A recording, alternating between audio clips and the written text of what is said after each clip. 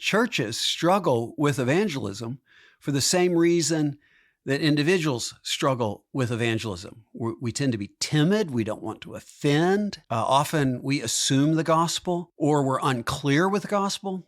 Sometimes we aren't bold enough. Churches, like individuals, need to be bold and clear with the gospel, a clear gospel message. The Bible is really clear that there's a couple of reasons why evangelism is going to be a struggle for us. The Lord Jesus promises us that the world will hate us as it hated him, because it hated him, that we will suffer, we will face persecution. And one of the key, most clear ways to see that happen in your life is to evangelize proactively, to proclaim the gospel faithfully, truthfully, powerfully, profoundly in the lives of people will ensure suffering in some way or another in your life. And that means evangelism is difficult for us because none of us enjoy suffering. None of us enjoy being isolated and rejected and dejected. It's a very discouraging thing. So evangelism is difficult because of that. Evangelism is also difficult because there is a culture that we're a part of which is spiritually blind. And for many of us, regardless of whether you're American and Aussie, from England, from anywhere else, we're facing a cultural shift in a whole range of areas, particularly ones of morality, which clash with our own, the morality the Bible gives us. And so that means that being a public Christian has probably never been harder in our Western modern liberal democracies. It's a very difficult thing to be a public Christian. But I'm persuaded from the Bible that that's not the chief reason we find evangelism difficult. I think Matthew 9, where Jesus says the harvest is plentiful, but the workers are few, makes it clear to us that evangelism's major blockage is not a lack of people willing to become Christians, or ready to become Christians, able to be saved by God, but rather it's us that we find telling other people about Jesus, our churches find telling other people about Jesus incredibly hard. It's very difficult, humiliating often. And that means that we won't do it. We don't do it, even though we should do it. There's a disparity between our conviction that we should do this and yet our action that we will do it. And so as hard as that is to hear, it's also the way out of the struggle that we find ourselves in. Yes, evangelism is hard primarily because of ourselves, but why is that good news? It's good news because I can't change culture. I can't change politics. I'm not interested in doing so really, but I can change myself with God's help.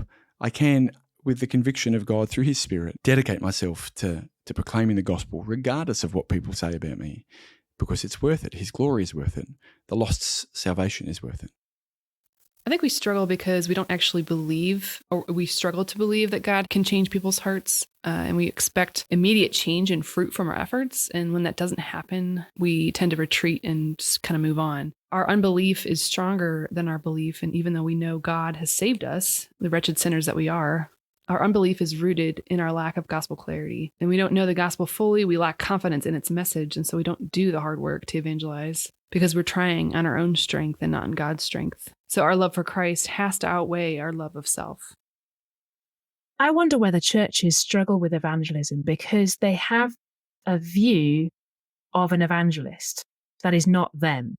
So they think, the general church family think, this is not what I can do. I don't know how to go about that. I'm not even sure the Lord has gifted me in that way. And so it's kind of paralyzing because they see the missionary and they're not that. They see their minister, they're not that. They see the person who's really chatty, maybe they're not that.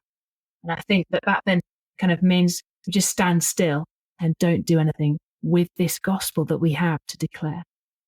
It's a great question. I think there's different reasons as to why we struggle. I think sometimes it's just really hard.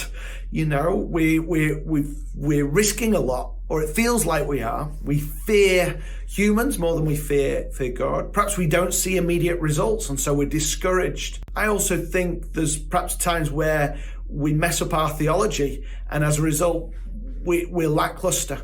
I also think the devil is just trying to subdue any passion, any sizzle for the gospel. And so he's effective in that because we're sinful. But what I would say is God is still on the throne. He's still rescuing and saving people. He still loves people and is desperate for them to be saved. He doesn't want anyone to perish. And so it's right that we come together. We learn, we challenge one another, we encourage one another, And then we're sent out on mission to say, this is a serious business and we should pursue it with all our might, whatever roadblocks we put in our way or the devil puts in our way. There is nothing more serious or more privileged than sharing Christ with others.